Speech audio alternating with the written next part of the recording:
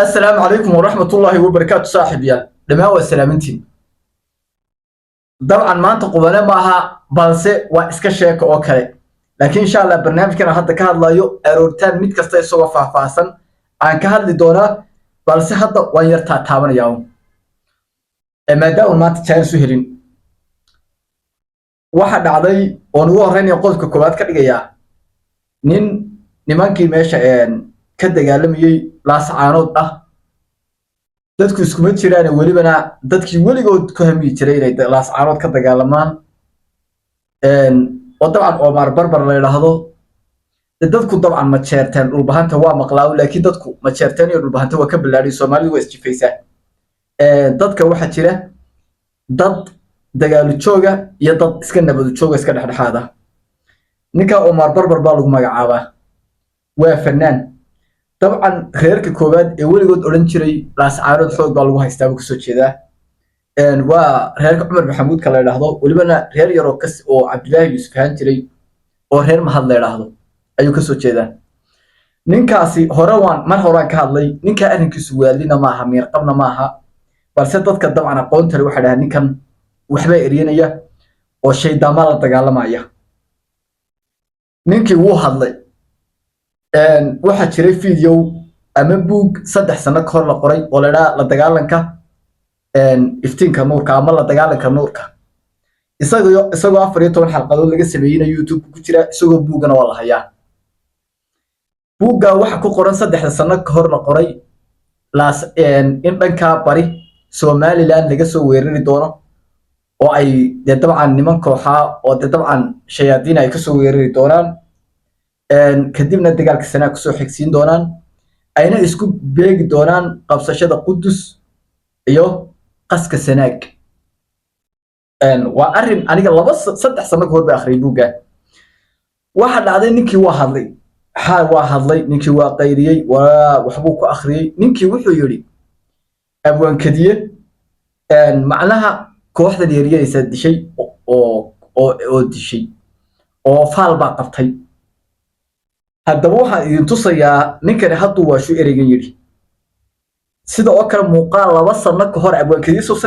sanad hadda waxa ka soo wareegay abwaankadiye ilaahay u naxariisto waxa ka soo wareegay muddo hadda 10 bilood xataa ma gaadho waa 10 bilood adigu 10 bilood ba ka soo wareegay saan jeclahay yaha 10 bilood ka soo wareegay oo 10 bilood ka soo wareegay abba bil baa dheer ama bil baa kheer waxa jirta markaa ninkani waxa uu yiri ereygaas uu yiri isaga afkiisa ka yiri jaabac kaliya markii la dilay xidigaha loo fiiriyay xidig buu ahaa marka dad waxa jira burji leh oo xidig leh midba mar waayay haddaba waxa intu tusaya muuqaal 2 sano ka hor ah muuqaalka kaliya kuma xusna laakiin waxa ku xusan in bariga sanaa in bariga Soomaaliland laga soo weerari doono welibana xataa dhiigaga iyo waxa soo dhan way ku sii qorqoran tahay laakiin aniga shaqadeenu taama ah ma fahantay inaga shaqadeenu taama shaqadaas waa shaqo culus shaqo weyn bay u baahan tahay meeshaas inaga shaqadeenu waxa ma aha laakiin waa yar hugad waa maartay wuxuu ma keenay tilmaamaya shaqadaas shaqa dawladdu taalo weeye aniga soo kale sixir iyo waxaan ma aaminsanay wax insileeday inuu adduunka ka taliyaan aaminsanay niyo waxaan tusaya hadalkiisaas waa xalay buu yiri haddaba muuqaal 2 sano ka hor aan tusaya ina yaro muuqaal ka sameeyay waxa la YouTube-kiisa waxa ku qoran maraca dashow iftiinka nuurka inta raacay waa darkiisa xalqadaha bal muuqaalka uu 2 sano ka hor iyo abwaankadiye nool yahay laas caanoodaan dagaal ka dhicin oo YouTube-kiisa soo galiyay bal ila eega oo iigu sheegay taasi waxa ka sii daran oo maanta taagan waxa uu si cad iigu sheegay 2016 in Somaliland ay ka soo weerarayaan dhanka bari waxaa lur igu haya ogaanshiyaha sababta uu u doonayo dagaalka bari aniga oo aad moodo in jirka uu aad ii damqaday iguna damqayo dadkayga ayaan la soo booday waa kan dhacaya ee maxay ilaa iyo xadka muhiim idinku noqotay inaad weerarkan qaadaan Paul isaga oo aan ii jawaabin ayuu eegay ergey kale waxaana ugu yiri walaal Berg ayaa ku fuli doona bogaasi Berg ayaa hadalkii qaatay oo waxa ugu yiri waxaan ka fikirayaa inaan isku beegno qaska sanaag iyo qabsashada Qudus ina daawatay Marjiniya buuga la dagaalanka nuurka waxa la yaab noqotay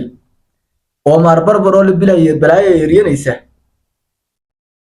iyo waxa weeye muuqaaladii iyo bugaagtii la qorayay 3 sano ka hor waxa isku beegay ayaa la yaab noqotay sidoo kale aan in yar idin si bayaamiyo in yar halka idin si bayaamiyo inkastoo narto faahfaahin doono nimankan dhulbahanta iyo majeerteen Soomaalidu way isjifaysaa hadalka waxa ka faa'iiday ninka jaamac garaad cali la wareysanayo markaas wuxuu yiri waraysigu meel bixinayo markaas wuxuu yiri Soomaalidu way isjifaysaa anagu waxaan fariin u diraynaa uu habar oo habar jacel iyo arab كحد سميته داب كذا بايو أنا waxaan leenahay Soomaalidu way isjifaysaa waxa weeye waxa xaqiiqda og bahar sameeyo iyo waxa weeye Umar Maxamuud xaqiiqda og laakiin jaamac siyaadii reeraa kala xaqiiqda mooga ninkan waa nin dadka xaqiiqda og ah waana ninkii ku heesayay markii dagaalku la saacanood socday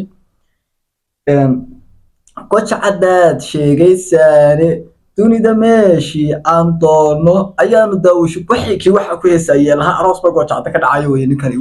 ninkan hadda erigan sheegay ee ilaa abwaan kadiye xidig baa loo eegay arrinka muu si faahfaahin intaas uu soo ku reebay laakiin waxa weeye inaan ka yar laha Soomaaliland halkaas ka soo weerari doonaa iyo hadalkiisii baa iswaafaqay ninkana inta badan dadka wax akhriya cilmiga waxa ninkan ma wala ninkan qurumaanay caamadu arkin baa la dagaalamaya marka horta arrinka waan idin hayaa baaritaankeeda la gala waxaan gudaha Soomaaliland ninku jara la yiraahdo ayaa maanta reer awdal ku gafay waxyaabo malaayiin iska yiri waxa la yaab leh bal muuqaal iyagana xalay tole niman Yurub shir ku qabtay oo reer awdal ah oo yiri Soomaaliland doorasho ka dhacayso gobolka awdal doorasho ka dhacayso leh bal ila eega awdal hadday dhacdo yani maartay wuxuu sheegayay iyo wax dambe oo sheego midna iga dhigaysan baa ka harsan cid doorasho loo qabanaya way ina daawatay marjinaya hadaba bal ninkan isaguna Hargeysa jooga bal ee ku jaran la dhaabay isagana ila daawada sanada kala noqdaan inay xilka ka qaadaan oo xasaanada kala noqdaan oo xarig loogu daro waliba ayaa la gudoonayay waayo ina ku jarana daawatay marjinaya ninka isaguna wax akhriyaya adduunka waxa la yaab leh horta ninba wuxuu oran jiray odayar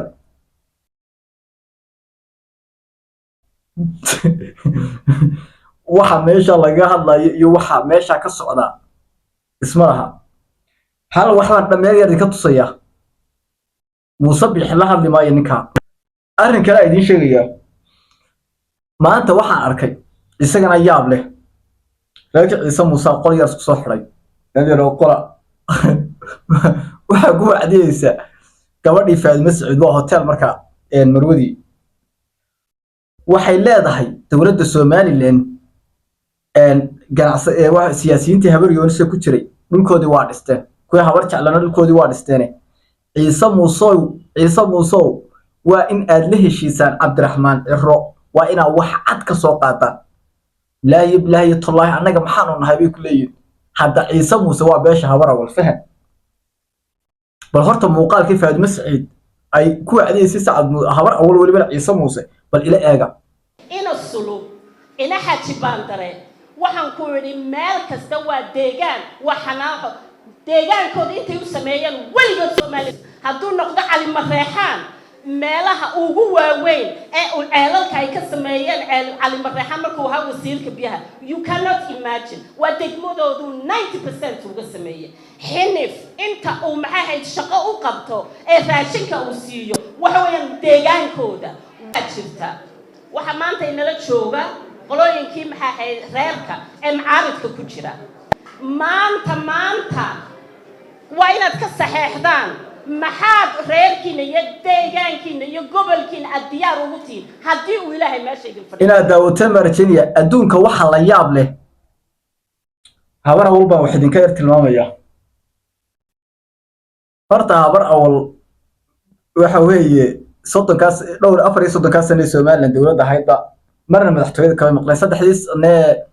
ilaahay ha u naxariistay Cabdiraxmaan Axmed Cali wadanka hayay ayuu mar habar awal dawladnimada ka maqnayd markiina waa tii dhowr habar jeclaa u yeedhatay asile tiriyay markii daba meesha fuushay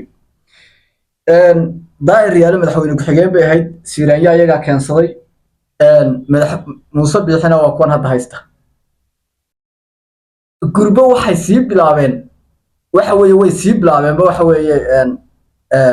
mucaaradnimadii way sii bilaabeenba waa la yaab wallaahi bilaahi tallaahi waa la yaab reer intaas sano dowladda haystay